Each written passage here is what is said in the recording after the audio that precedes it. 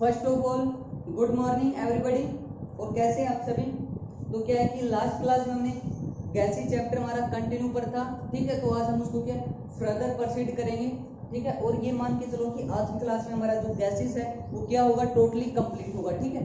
गैसी chapter क्या होगा, totally complete होगा, ठीक है।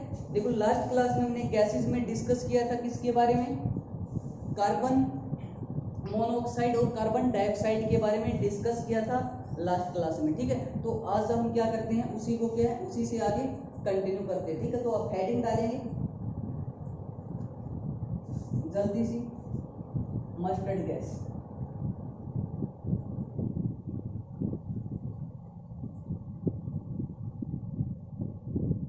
मस्टर्ड गैस, देखो जो मस्टर्ड गैस है आपको भी पता होगा क्या, जो सेकेंड वर्ल्ड वॉर हुआ था, ठीक है, 1939 से 1945 तक जो हमारा सेकेंड वर्ल्ड वॉर हुआ था, उसमें क्या यूज किया गया था सर, किसका, मस्टर्ड गैस का। तो आप लिखेंगे क्या, use in second world war, जो द्वितीय विश्व युद्ध हुआ था उसमें यूज हुआ था किसका सर, मस्टर्ड गैस का, ठीक है। अब जनरल सिंपल सी बात है क्या कि मस्टर्ड गैस का यूज क्यों किया गया था, इसलिए किया गया होगा क्यों, ताकि क्या वो लोगों को नुकसान पहुंचाए, ठीक है। तभी तो हमने क्या यूज किया था किसका, सेकेंड वर्ल्ड वॉर में मस्टर्ड गैस का। तो सिंपल सी बात है, नुकसान पहुंचा रही मींस क्या, उसका नेचर कैसा होगा सर, पॉइजनस, ठीक है। तो इसलिए जो क्या मस्टर्ड गैस है उसका क्या सर नेचर कैसा है, पॉइजनस, ठीक है। कैसा नेचर है, पॉइजनस, यानी कि क्या है, जहरीली प्रकृति की है, क्लियर है। तीसरा अगर हम बात करें मस्टर्ड गैस में, देखो जो इसका मस्टर्ड गैस है, अगर आप इसका फॉर्मूला लिखना चाहोगे तो क्या है, थोड़ा बड़ा है, तो सिंपल आपको ये याद रखना है क्या कि जो मस्टर्ड गैस है उसमें यूज किया गया था सर किसका, सल्फर एंड क्लोरीन। तो सल्फर और क्लोरीन क्या होते हैं, इसमें प्रेजेंट होते हैं, ठीक है। क्या होते हैं, सल्फर और क्लोरीन क्या होते हैं, प्रेजेंट। दोबारा से क्या होते हैं सर, जो मस्टर्ड गैस उसमें क्या होते हैं, sulphur and chlorine are present, यानी कि जो आपकी मस्टर्ड गैस में क्या होते हैं, सल्फर भी प्रेजेंट होता है और क्या होता है, क्लोरीन भी, क्लियर है। तीसरा चौथा अगर आप देखो जो मस्टर्ड गैस है, अब देखो क्या है, जो मैंने क्या कहा मस्टर्ड गैस, ठीक है। तो इस मींस क्या पता चला है, इसकी स्टेट कैसी होगी, गैस स्टेट होगी, लेकिन ऐसा बिल्कुल भी नहीं है। अगर हम इसकी स्टेट की बात करें तो किस स्टेट में, ये किस स्टेट में, तो वहां पर आंसर होगा आपका लिक्विड। देखो कंफ्यूज नहीं होना क्या, हालांकि नाम क्या है मस्टर्ड गैस, लेकिन इसका नेचर या इसकी स्टेट कैसी है सर, वो आपकी लिक्विड, क्लियर है। देखो हमने 4 पॉइंट्स में डिस्कस किए मस्टर्ड गैस में। पहला सेकेंड वर्ल्ड वॉर में यूज किया, दूसरा नेचर क्या इसका पॉइजनस है, तो आप इससे भी याद रख सकते हो, सिंपल सी बात है यार, वर्ल्ड वॉर में यूज किया गया, विश्व युद्ध था, तो क्या है कहीं ना कहीं इसी का यूज किया होगा कि लोगों को नुकसान हो, इस मींस क्या इसका नेचर पॉइजनस रहा होगा, ठीक है। तीसरा जो सल्फर और क्लोरीन क्या इसमें प्रेजेंट है मस्टर्ड गैस में। चौथा इसकी हालांकि नाम क्या ले रहे हैं मस्टर्ड गैस, लेकिन स्टेट की बात करें तो क्या होगी स्टेट, तो वहां पर आंसर होगा आपका स्टेट होगी सर क्या, लिक्विड, क्लियर। तो ये इंपॉर्टेंट पॉइंट्स आपको देखने थे, क्वेश्चन आया हुआ कई बार कि सल्फर और क्लोरीन किस गैस में प्रेजेंट होते हैं, तो आंसर होगा मस्टर्ड। दूसरा यूज का सेकंड वर्ल्ड वॉर में यूज किसका किया गया था, तो वहां पर भी आपका आंसर होगा क्या सर, मस्टर्ड, क्लियर। तो ये कुछ 2-3 पॉइंट्स इंपॉर्टेंट थे। तो अब देखो नेक्स्ट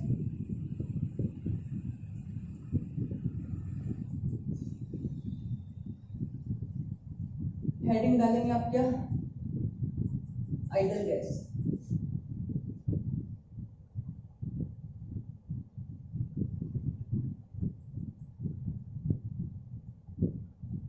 आइडल गैस या क्या बोलेंगे हिंदी में, आदर्श गैस, क्लियर है। आइडल गैस या क्या बोलेंगे, आदर्श गैस। अब देखो आइडल गैस किसको बोलते हैं, एक बार आप क्या डेफिनेशन लिखेंगे, फिर हम क्या अच्छे से इसको समझते हैं, ठीक है। एक बार आप डेफिनेशन लिखो, आइडल गैस या आदर्श गैस किसको बोला जाता है, फिर देखते हैं कि नेचर में आदर्श गैस मिलती है, बनाया जा सकता है, कैसे बनाया जा सकता है, बात की बात है। एक बार आप लिखेंगे क्या, जो आइडियल गैस उसकी डेफिनेशन लिखो एक बार।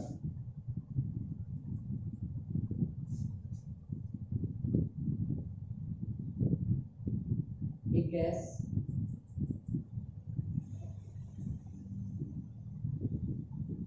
in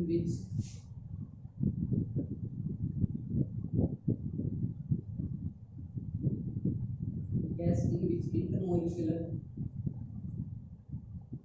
force, एक gas in which intermolecular force क्या हो, is जीरो, या बोल सकते हो मिनिमम, ठीक है। एक gas in which intermolecular force is zero are known as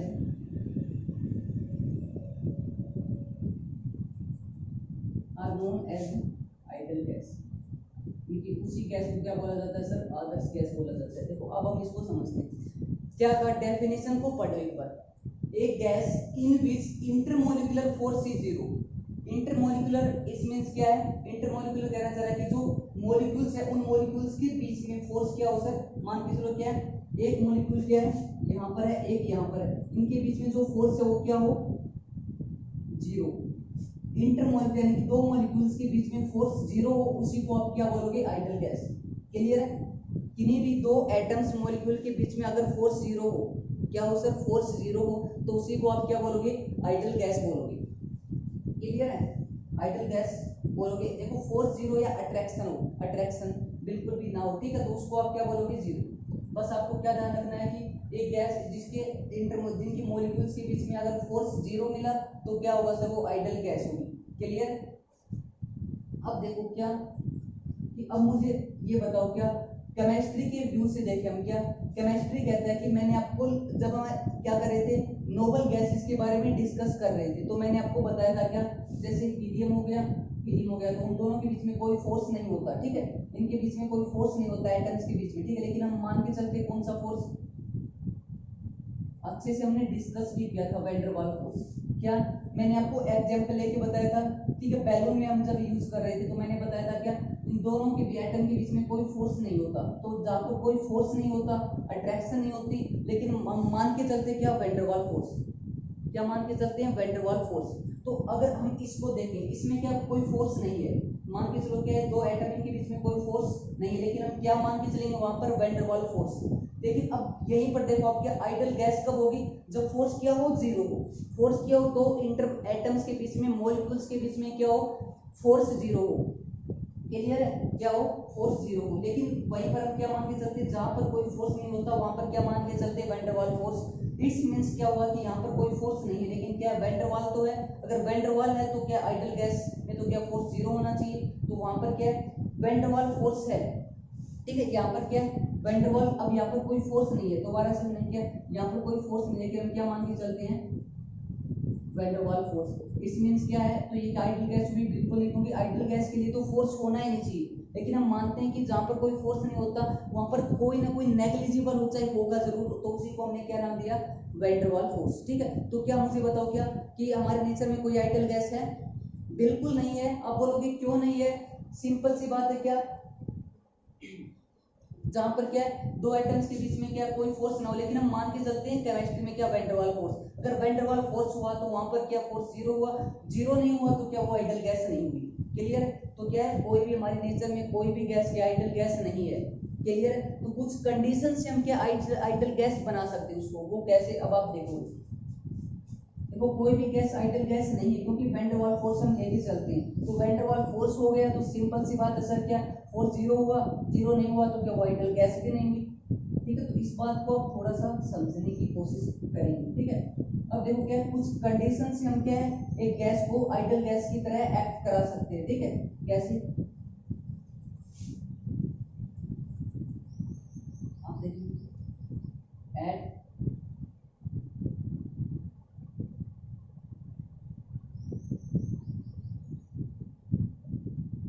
देखो क्या करना है, इंटरमोलिकुलर फोर्स जीरो करना है। क्लियर है, इंटरमोलिकुलर फोर्स क्या करना है सर, जीरो। तो देखो कब कर सकते हैं हम, देखो हालांकि हमारे नेचर में कोई भी गैस आइडियल गैस नहीं है, लेकिन हम क्या कुछ कंडीशन में कर सकते हैं, कैसे, at high temperature and low pressure.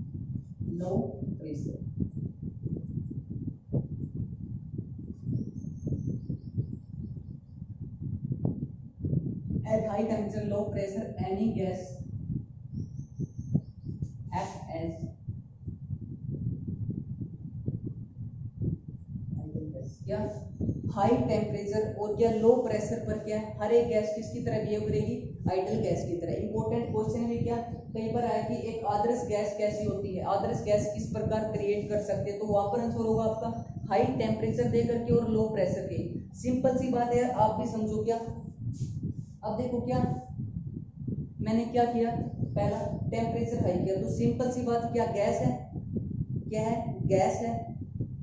Clear. देखो थोड़ा सा ध्यान से सुनिए, क्या आपको क्या करना है, आइडल गैस करना है। गैस में सिंपल सी बात है, पार्टिकल्स क्या है, जो उसमें पार्टिकल्स होते हैं, एटम्स होते हैं, एटम्स होते हैं वो क्या होते हैं, दूर दूर होते हैं गैसेस में। ठीक है, आपको क्या करना है, उनको और दूर करना है। आइडल के लिए क्या, और जो गैस है उसके कंपेयर में आइडल के लिए क्या है, जो पार्टिकल्स है वो और दूर होने चाहिए। ठीक है, तो आपने क्या किया, जैसे ही आपने क्या है हाई टेम्परेचर दिया, गैस थी पहले, हाई टेम्परेचर दिया, तो सिंपल सी बात है हाई टेम्परेचर दोगे तो क्या होगा सर, हाई टेम्परेचर देने से जो उसके गैसेस के अंदर जो आपके एटम्स है उनमें क्या होगी, काइनेटिक एनर्जी होगी। काइनेटिक एनर्जी क्रिएट होगी तो क्या दूर दूर भागेंगे। सिंपल सी बात, हमें करना भी क्या था, दूर दूर भगाने थे उनको। ठीक है, तो क्या दूर दूर क्या होंगे, भागेंगे। साथ ही में क्या है, प्रेशर भी लो कर रहे हैं, प्रेशर बिल्कुल लो कर रहे हैं। प्रेशर ज्यादा करे तो पास पास आए, एक तो क्या टेम्परेचर ज्यादा है, दूर दूर भाग रहे, साथ में प्रेशर भी लो है तो पास भी नहीं आ रहे, तो क्या है आइडल गैस आप क्रिएट कर सकते हो। सिंपल सी बात है, टेम्परेचर ज्यादा किया तो दूर दूर भागे, दूर दूर भागे तो क्या है, डिस्टेंस ज्यादा हुआ एटम्स के बीच में, डिस्टेंस ज्यादा हुआ तो फोर्स भी क्या होता है, वीक होता चलेगा, और फोर्स एक समय ऐसा आएगा कि फोर्स आपका क्या होगा सर, जीरो होगा। बोलो क्लियर है, फोर्स क्या होगा आपका, जीरो होगा। क्लियर, तो फोर्स जीरो होगा तो क्या होगी, वो आइडल गैस होगी। हालांकि देखो बिल्कुल जीरो नहीं होता, लेकिन क्या हो, मिनिमम मिनिमम आप क्या लेके चल सकते हैं। ठीक है, यानी कि मिनिमम होगा। क्लियर है, तो क्या हाई टेम्परेचर और लो प्रेशर से आप क्या है, किसी भी गैस को क्या है, कोई भी किसी भी गैस को क्या कर सकते हैं, आप आइडल गैस बना सकते हैं। ठीक है, देखो दोबारा से हम एक बार दोबारा से रिवाइज करते हैं जल्दी जल्दी। पहली बात तो क्या सर, कि आइडल गैस किसको बोलेंगे, आइडल गैस यानी कि जो क्या इंटरमोलिकुलर फोर्स क्या हो एटम्स के बीच में जीरो या मिनिमम हो, बिल्कुल नेग्लिजिबल हो। ठीक है, लेकिन हम क्या मानते हैं, क्या हमारे नेचर में कोई गैस आइडल गैस है, बिल्कुल नहीं, क्योंकि हम मानते हैं कि किसी भी गैस के बीच में कोई भी फोर्स नहीं है। ठीक है, तो उसमें हम मानते हैं कि वहां पर कोई बिल्कुल कहीं ना कहीं वैन डर वाल फोर्स होगा। ठीक है, तो वैन डर वाल फोर्स हुआ तो सिंपल सी बात है, क्या होना चाहिए, मिनिमम होना चाहिए या जीरो होना चाहिए। तो क्या वहां पर तो फोर्स है वैन डर वाल, तो इसलिए क्या है वो जीरो नहीं है, तो इसलिए हमने क्या कहा, आइडल गैस कोई भी हमारे नेचर में नहीं है। लेकिन हम कुछ कंडीशन से क्या कर सकते हैं, आइडल गैस बना सकते हैं। कैसे, हाई टेम्परेचर दिया तो पार्टिकल दूर दूर भागेंगे, और दूसरा प्रेशर भी लो रहे हैं तो पार्टिकल दूर दूर है, तो सिंपल सी बात है क्या है सर, पार्टिकल अगर दूर दूर है तो उनके बीच में जो इंटरमोलिकुलर फोर्स है वो क्या होगा, वीक होगा, यानी कि दूर जाते समय मिनिमम होगा, और मिनिमम होते होते क्या होगा, आप ये मान सकते हो कि जीरो होगा। जीरो हुआ तो क्या वो एक आइडल गैस की तरह क्या करेगी सर, बिहेव करेगी। तो इंपॉर्टेंट क्वेश्चन भी आपका क्या, कि एक गैस को आदर्श गैस कब कैसे कर सकते हैं, तो आंसर होगा उच्च ताप और निम्न ताप पर। क्लियर, तो एक प्रैक्टिकल भी है, सिंपल आप सोच के देखो। ठीक है, कि क्या है, प्रेशर ज्यादा हो रहा है, टेम्परेचर ज्यादा हो रहा है तो काइनेटिक एनर्जी मिलेगी, पार्टिकल्स दूर दूर भागेंगे, साथ ही प्रेशर भी बिल्कुल लो कर रहे हैं। प्रेशर ज्यादा कर दे तो पास पास आएंगे, लेकिन एक तो टेम्परेचर ज्यादा दे रखा है, दूर दूर जा रहे हैं, और प्रेशर भी कम है, तो सिंपल सी बात है कि आइडल गैस की तरह तो बिहेव करेगी। ठीक है, अब देखो क्या है, इस कंडीशन पर आप किसी भी गैस को आइडल गैस की तरह बिहेव करा सकते हैं। दूसरा, जो एक आइडल गैस फॉलो करती है, क्या आप लिखेंगे, फॉलो आइडल गैस इक्वेशन। क्या है, आइडल गैस इक्वेशन को क्या करती है सर, ये फॉलो करती है। क्लियर है, आइडल गैस इक्वेशन को फॉलो करती है, तो हम देखें कि वो इक्वेशन कौन सी है। ठीक है, तो अब आप लिखेंगे क्या, आइडल गैस इक्वेशन, इसके बारे में हम डिस्कस करेंगे। बस आपको पता होना चाहिए, क्वेश्चन पता है, यहाँ से क्वेश्चन सिंपल आएगा तो कौन सा आएगा, कि आप क्या है किसी भी गैस को आदर्श गैस कैसे बना सकते हैं। बस इंपॉर्टेंट क्वेश्चन था, आपसे ये क्वेश्चन पूछा जाएगा कॉम्पिटिटिव एग्जाम के लिए। अब देखो, अब मैंने क्या कहा, जो आइडल गैस को फॉलो करती क्या, एक गैस इक्वेशन को, तो कौन सी वो लिखेंगे आप,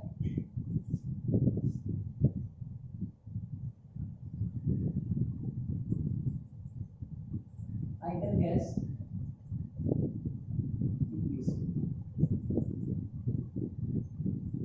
देखो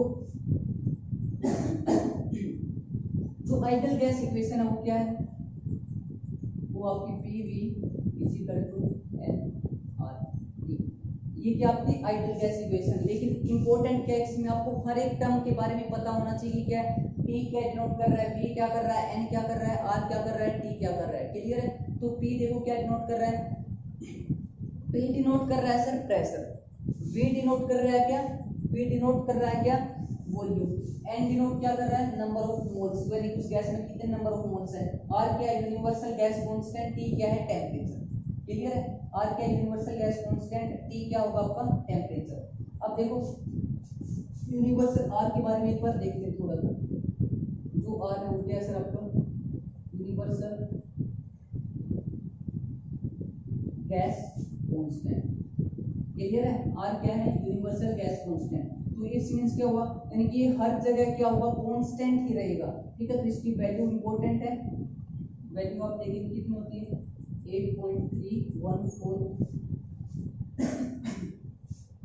जूल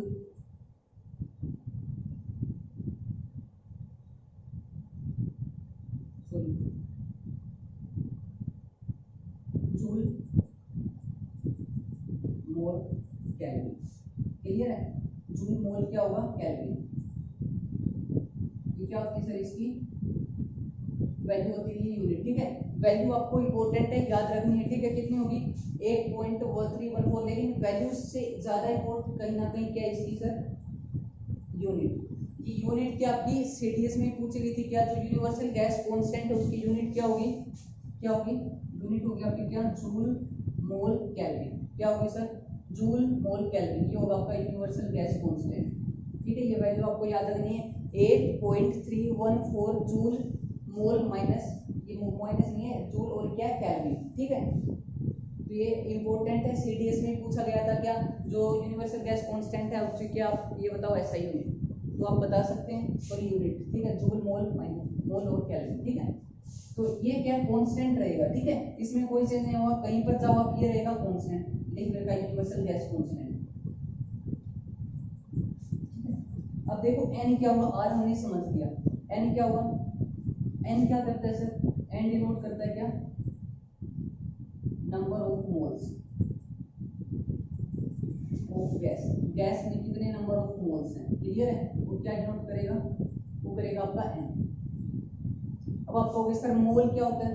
देखो छोटा सा अगर हम बात करें एक छोटी सी डेफिनेशन देखो 1 मोल किसकी इक्वल टू होता है 6.022 multiply 10 raise to power 23 atoms. क्या कहा मैंने कहा क्या कि एक दर्जन में कितने होते हैं 12 पेंसिल होती है। मैंने क्या कहा, मैंने क्या 12 पेंसिल इकट्ठी कर दी, 12 रबड़ इकट्ठे कर दिए, 12 शॉर्पनर इकट्ठे कर दी। तो इस मींस अगर मैं कोई भी चीज 12 टुगेदर यानी 12 क्या चीज हम इकट्ठी कर ले तो उसको हम सिंपल बोल सकते हैं क्या एक दर्जन। ठीक इसी प्रकार अगर आपके पास क्या है 6.022 मल्टीप्लाई 10 रेज़ टू पावर 23 क्या हो जाए सर एटम्स या पार्टिकल्स आपके पास इकट्ठे हो जाए तो आप क्या बोल सकते हो उसको 1 मोल। क्लियर है। क्या बोल सकते हो 1 मोल। एक गैस है, गैस के अंदर क्या इतने पार्टिकल्स आपको मिल गए। ठीक है। इतने पार्टिकल्स आपको क्या मिल गए तो आप सिंपल सी बात उसको क्या बोल सकते हो 1 मोल। गैस के अंदर कितना है 1 मोल है। ठीक है। अगर क्या आपको गैस के अंदर कितने हैं 5 से मल्टीप्लाई कर दी मैंने। ठीक है। 5 टाइम इतने मिल गए तो आप सिंपल सी बात क्या बोल सकते हो सर उसको 5 मोल। उस गैस में कितने हैं 5 मोल है। ठीक है। तो ये बताता है कि नंबर ऑफ मोल्स गैस में कितने नंबर ऑफ मोल्स हैं, ये आपको क्या बताता है मोल। ठीक है। अगर इतने आपके पास एटम्स इकट्ठे हुए तो क्या होगा 1 मोल। अगर इसके हाफ हुए तो कितने होगा 0.5 मोल। बस सिंपल सी बात है कि मोल्स आपको ये बताते हैं कि गैस के अंदर पार्टिकल्स कितने हैं। ठीक है। अब देखो n क्या है नंबर ऑफ मोल। तो अब निकाले कैसे इसको, निकालने के लिए क्या करोगे आप देखो फॉर्मूला होता है given weight divide by molar weight.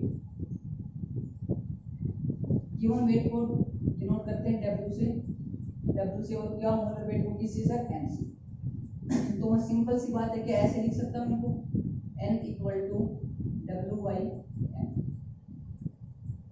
N क्या होगा, नंबर ऑफ मोल्स होगा, डब्ल्यू क्या होगा, गिवन वेट, और क्या एम क्या होगा, मोलर वेट। हालांकि अब देखो क्लियरिटी नहीं आई होगी, क्या करा दिया पता नहीं, एन नंबर ऑफ मोल्स है, गिवन वेट, मोलर मोल्स। देखो एक एग्जांपल लेते हैं, एग्जांपल के थ्रू क्या है अच्छे से समझ में आएगा। मान के चलो क्या किया मैंने, एक एग्जांपल लिया, क्या मैंने आपसे पूछा क्या 20 ग्राम ऑफ NaOH, जो 20 ग्राम NaOH है उसमें कितने मोल्स होंगे, क्या पूछा मैंने, जो 20 ग्राम NaOH है उसमें क्या होंगे सर, कितने मोल्स होंगे। तो अब देखो आप निकाल सकते हो, आपको पता है मोल्स निकालने का फॉर्मूला n, गिवन वेट कितना है 20 ग्राम। अब मोलर वेट आप कैसे निकालोगे, NaOH है, ठीक है। सोडियम का कितना होता है, देखो इसमें हमें एटॉमिक मास लेके चलना होता है, एलिमेंट का कितना होता है 23, ऑक्सीजन का कितना होगा सर 1, हाइड्रोजन का कितना 1, तो 23 कितना हो गया 24, और 24 और 8 कितना होगा सर आपका 23 इसका हो गया। हाइड्रोजन का कितना होगा सर 1, और ऑक्सीजन का सॉरी 8 नहीं होगा, तो एटॉमिक नंबर होता है, मास कितना होगा सर 16, एटॉमिक मास लेके चलना है, क्लियर है। तो कितना होगा 21 20 सॉरी 23 और 1 24, ठीक है। 24 में 16 ऐड किया तो कितना है सर 40, ठीक है, कितना है 40। तो अब आप निकाल सकते हो क्या 107 1/2 यानी कि 0.5 मोल। इस मींस क्या हुआ कि जो 20 ग्राम सोडियम हाइड्रोक्साइड है उसमें क्या होंगे सर 0.5 मोल होंगे। इस मींस क्या है, मैंने आपको बताया था 6.022 मल्टीप्लाई 10⁻23 का हाफ करो आप, वो क्या हुआ 0.5 मोल होगा, ठीक है। तो आप ऐसे निकालोगे क्या, इसलिए मैंने आपको बताया था, क्वेश्चन आता है कि किसी में भी दे देगा कि 20 ग्राम क्या सोडियम हाइड्रोक्साइड है, इसमें आप NaOH, इसमें आप निकालो मोल्स कितने होंगे, तो आप निकाल सकते हैं क्या, गिवन वेट कितना होगा वो आपको मिलेगा, मोलर वेट जो कि आपको पूछा गया है, जिसका उसकी क्या है जो एटॉमिक मास है उनका आपको वेट क्या है देख के ऐड करना है, उससे क्या है गिवन वेट से इसको क्या करना है डिवाइड करना है, तो आपको पता चल जाएगा कितने आपके मोल है। क्लियर है क्या सर, क्लियर है। तो अब देखो अब क्या एन भी हमने देख लिया, और क्या गैस भी देख ली, ठीक है। अब देखो क्या, अब इम्पोर्टेंट है क्या, अब देखो थोड़ा सा समझने के लिए आसान बनाने के लिए, आर तो क्या था कांस्टेंट था, एन भी मैंने क्या कर दिया सर कांस्टेंट, क्लियर है क्या। आर मेरा कांस्टेंट था, यूनिवर्सल गैस कांस्टेंट, कहीं पर जाओ क्या है वैल्यू सेम रहेगी इसकी, ठीक। समझने के लिए क्या मैंने एन को भी क्या कर दिया सर कांस्टेंट कर दिया, दोनों टर्म क्या कर दी कांस्टेंट। मान के चलो क्या है हमने इसी इक्वेशन में 5 मोल लिया और 5 लास्ट तक क्या रखेंगे 5 मोल ही रखेंगे, ठीक है। तो एन भी फिक्स कर दिया और आर क्या था सर हमारा फिक्स था ही। तो अब मैंने क्या किया दोनों क्या किए कांस्टेंट। अब आप ध्यान सुनेंगे, ठीक है। फिर मैंने अब देखा क्या टेम्परेचर कांस्टेंट कर दी, तो पहले मैंने क्या किया ये दोनों कांस्टेंट थे, टेम्परेचर कांस्टेंट किया, ठीक है। मैंने क्या किया टेम्परेचर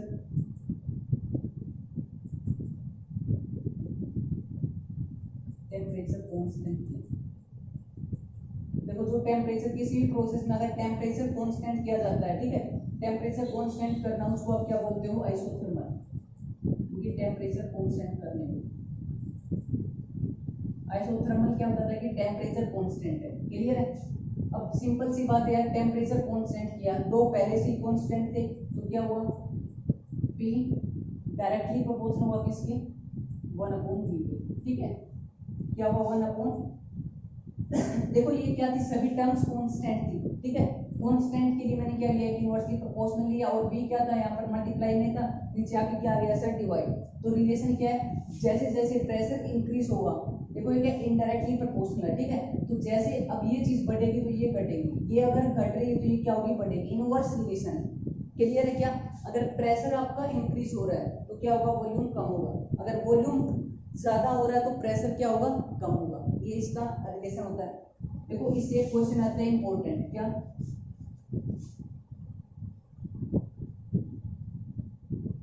एक बलून है, क्लियर है। तो बलून है, मेरा एक क्वेश्चन आपसे क्या विद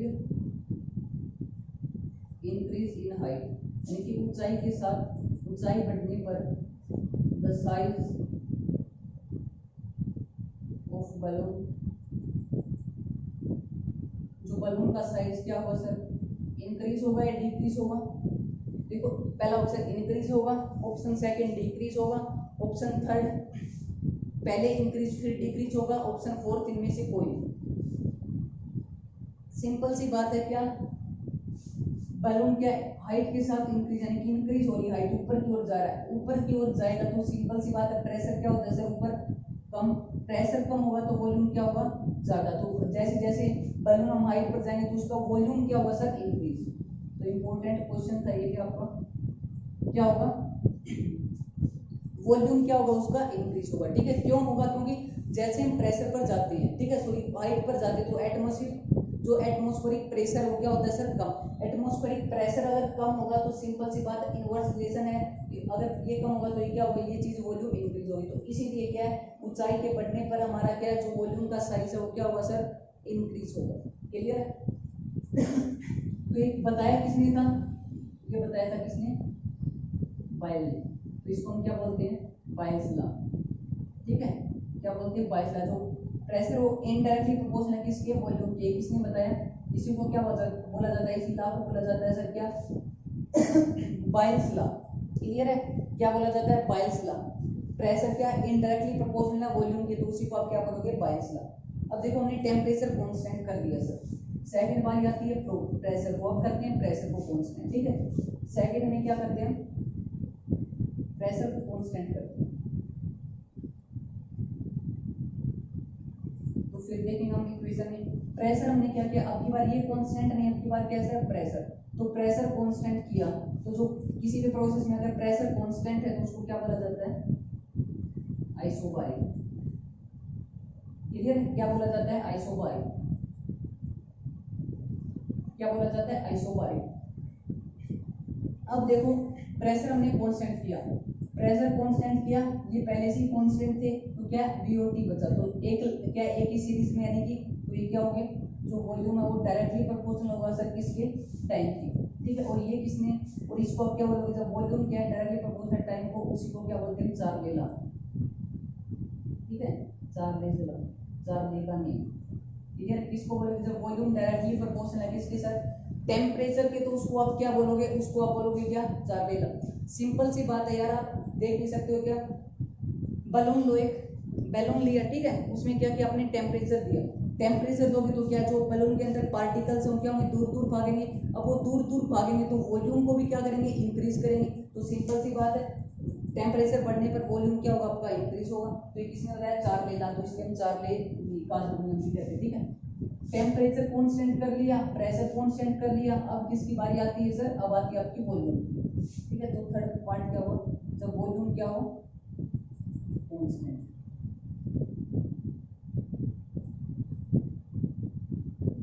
टेंशन मत लो, वॉल्यूम क्या कांस्टेंट। तो किसी भी प्रोसेस में अगर वॉल्यूम कांस्टेंट तो उसको क्या बोलते हैं हम, आइसोचोरिक। चोरिक मींस वॉल्यूम ही होता है। ठीक है, आइसोचोरिक, वॉल्यूम कांस्टेंट तो आइसोचोरिक। अब देखो क्या, अब क्या, ये पहले से कांस्टेंट थे, वॉल्यूम भी कांस्टेंट किया तो क्या बचे, प्रेशर और टेम्परेचर हो गया एक ही सीरीज में, तो क्या हुआ, एक डायरेक्टली प्रोपोर्शनल होगी। ठीक है, तो प्रेशर क्या हुआ सर, डायरेक्टली प्रोपोर्शनल होगा किसके, टेम्परेचर। क्लियर है, किसके होगा, टेम्परेचर के। तो इसको आप क्या बोलोगे, इसी को बोला जाता है गै-लुसेक लॉ। गै-लुसेक लॉ या आप इसको अमेंटल लॉ भी बोला जाता है। ठीक है, लेकिन गै-लुसेक ही ज्यादा रहता है, अमेंटल लॉ भी बोल सकते हो क्या, कि गै-लुसेक लॉ भी बोला जाता है और क्या सर, अमेंटल लॉ भी आप बोल सकते हो। क्लियर है, प्रेशर क्या होगा, डायरेक्टली प्रोपोर्शनल होगा किसके, टेम्परेचर के। ठीक है,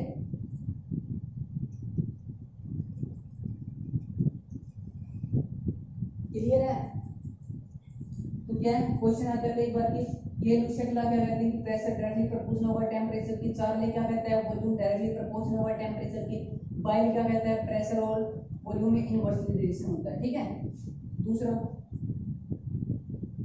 बस इंपॉर्टेंट क्वेश्चन थे आपकी। अब देखो क्या, फोर्थ क्या आता है, फोर्थ आता है अवोगाड्रो लॉ। ठीक है, फोर्थ क्या आता है, फोर्थ आप देखेंगे, इसको रब करेंगे।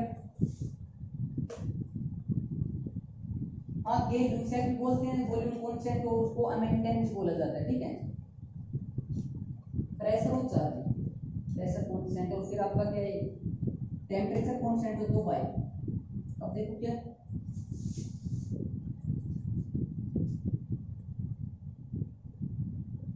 PV equal to MR।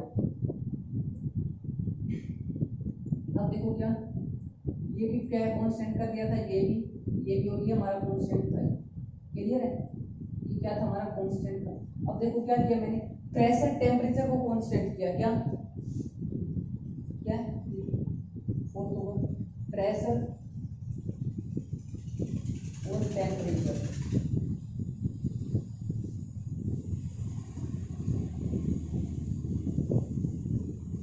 क्या किया, प्रेशर और टेम्परेचर क्या किया सर, कांस्टेंट किया। प्रेशर भी कांस्टेंट कर दिया और क्या प्रेशर भी कर दिया, टेम्परेचर भी कर दिया। ये क्या था, पहले से ही कांस्टेंट था। अब देखो n को कांस्टेंट लेके नहीं चलना, ठीक है, इस प्रोसेस में। तो क्या होगा, वॉल्यूम डायरेक्टली प्रोपोर्शनल होगा किसके सर, n की। वॉल्यूम क्या होगा, डायरेक्टली प्रोपोर्शनल होगा n की, और इसी को हम क्या बोलते हैं, अवोगाड्रो लॉ। ठीक है, अवोगाड्रो लॉ। क्लियर है। तो क्या कहा मैंने, प्रेशर और टेम्परेचर को कांस्टेंट कर दिया। अब इस स्टेप में आपको n को कांस्टेंट नहीं लेके चलना है। वो देखो मैंने फर्स्ट जो 3 स्टेप वो आपको क्या समझाने के लिए, ताकि आसान रहे, इसके लिए हमें क्या है उन n को कांस्टेंट लेके चले थे। लेकिन अब क्या है, n को कांस्टेंट नहीं लेके चलना। तो क्या है, प्रेशर भी कांस्टेंट कर दिया, टेम्परेचर भी कर दिया। तो क्या है, ये पहले से ही कांस्टेंट था, तो वॉल्यूम डायरेक्टली प्रोपोर्शनल है किसके साथ, नंबर ऑफ मोल्स। जितने ज्यादा नंबर ऑफ मोल्स होंगे उतना ही ज्यादा क्या होगा, उसका वॉल्यूम होगा। सिंपल सी बात है कि इसी को क्या बोला सर, अवोगाड्रो लॉ। ठीक है, अब नेक्स्ट है तो आपका फिफ्थ होता है ग्राम लॉ ऑफ डिफिजन। क्या फिफ्थ आता है ग्राम, स्पेलिंग में थोड़ा सा मिस्टेक हो सकता है, ग्राम लॉ ऑफ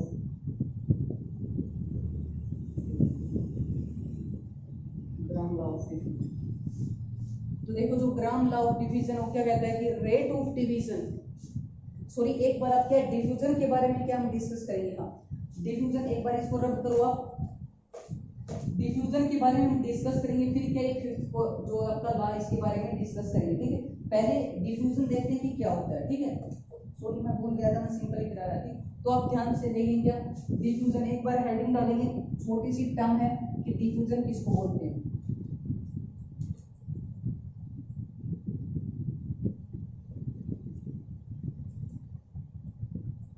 देखो डेफिनेशन लिखते ही समझ में आ जाएगा, डिफ्यूजन को हिंदी में बोलते हैं क्या, विसरण, और विसरण को क्या बोलते हैं हम, डिफ्यूजन, है ना। तो देखो डेफिनेशन लिखोगे एक बार, डिफ्यूजन किसको बोलेंगे, flow of substance from high amount to low amount. Simple सी है, क्लियर ही हो गया होगा। क्या किसी भी इस सब्सटेंस का फ्लो करना हाई टू लो में, सिंपल सी बात है यार। क्या जो आपको पता है कि विंड भी क्या है, हाई प्रेशर से लो प्रेशर की ओर चलती है, हाई से लो चलती है ना। हीट भी क्या हाई टेम्परेचर से लो टेम्परेचर की ओर फ्लो करती है। तो जो चीज क्या है हाई से लो की ओर जाए उसी को आप क्या बोलोगे, डिफ्यूजन। किसी सब्सटेंस का बहना फ्लो करना हाई टू लो में, उसको आप क्या बोलोगे, डिफ्यूजन। एक एग्जांपल के से भी आप समझ सकते हैं, क्या एग्जांपल, परफ्यूम। देखो परफ्यूम क्या होता है, अब आप मुझे बताओ क्या परफ्यूम है। परफ्यूम के अंदर तो क्या होगा आपका बहुत ज्यादा अमाउंट में परफ्यूम, लेकिन बाहर क्या होता है जो आप यहाँ पर करते हो, है ना। बाहर क्या होता है, बाहर होता है उसका अमाउंट कम, अंदर क्या होता है अमाउंट ज्यादा होता है, बाहर क्या होता है कम। तभी हम प्रेस करते हैं तो क्या बाहर क्यों निकलता है, क्यों निकलता है, क्योंकि चीजें क्या करती हैं हाई अमाउंट से, जहाँ पर अमाउंट हाई है और लो अमाउंट की ओर जाती है। ठीक है, बाहर क्या अमाउंट कम है, अंदर क्या अमाउंट ज्यादा है, इसी प्रेस किया तो क्या वो बाहर की ओर गया। तो क्या है हाई से लो की ओर फ्लो करना, हाई से लो की ओर चलना, उसी को आप क्या बोलते हैं, डिफ्यूजन। जो आपका परफ्यूम वो डिफ्यूजन पे ही फंक्शन करता है। ठीक है, डिफ्यूजन ही पर ही कार्य करता है। ठीक है, क्योंकि अमाउंट क्या है, अंदर जाता है तो प्रेस किया तो बाहर की ओर आके निकलता है। क्यों निकलता है? क्योंकि वहां पर क्या होता है सर, उसका अमाउंट कम होता है, ठीक है। और चीजें अगर हाई से लो की ओर चलते हैं तो उसी को क्या बोलते हैं हम, डिफ्यूजन। तो चीज का बहना हाई टू लो की ओर वो क्या होगा सर, आपका डिफ्यूजन। परफ्यूम हो गया आपका वाटर भी हाई टू लो चलता है ना, जो आपकी विंड है हाई टू लो चलती है, हीट है high temperature to low temperature चलती है, सभी क्या करती है सर, डिफ्यूजन पर होती है, ठीक है। अब देखो क्या है, अब आप चलो क्या जो आपका फिफ्थ पॉइंट था क्या, ग्राम लॉ ऑफ डिफ्यूजन, जो ग्राम का विसरण का नियम कैसे क्या आता है, ये क्या कहता है, जो क्या रेट ऑफ डिफ्यूजन, जो डिफ्यूजन की रेट होगी, ठीक है, बहने की जो क्या दर होगी, रेट ऑफ डिफ्यूजन को क्या होगी सर, इनडायरेक्टली प्रोपोर्शनल होगी किसके, या रूट है मोलर मास और डेंसिटी ऑफ गैस। क्लियर है क्या होगी, मोलर मास और क्या होगी सर, डेंसिटी ऑफ गैस।